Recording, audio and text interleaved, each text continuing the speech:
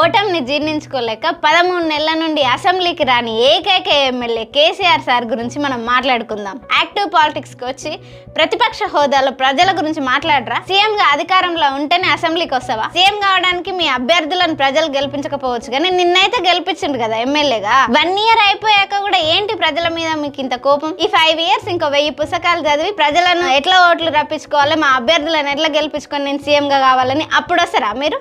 ఓటమిని జీర్ణించుకోలేకపోతే ఎట్లా sir? Telangana assembly rule 369, 350 ప్రకారం ఒక ఎమ్మెల్యేకు ప్రతి నెల నియోజకవర్గ అలవెన్స్ తో కలిపి 2,50,000 జీతం ఇస్తారు. ఎమ్మెల్యే క్వార్టర్స్ వాడకపోతే 25,000 ఇస్తారు. ఇంకా ట్రావెల్ అలవెన్స్, మెడికల్ అలవెన్స్ ఇస్తారు. జస్ట్ 4% ఇంట్రెస్ట్ కే 30 lakhs కార్ లోన్ ఇస్తారు. ఇలా లెక్కలేనన్ని సౌకర్యాలు ఒక ఎమ్మెల్యేకి ఇస్తారు. ఇదంతా ప్రజలు వాళ్ళ రక్త మాంసాలు దారపోసి కష్టపడి ప్రభుత్వానికి కడుతున్న ట్యాక్స్ నుండి మీకు జీతం వస్తుంది. ఈయన అసెంబ్లీకి రాకుండా స్పీకర్ దగ్గరకు ఎమ్మెల్యే ప్రమాణ స్వీకారం చేసిండు.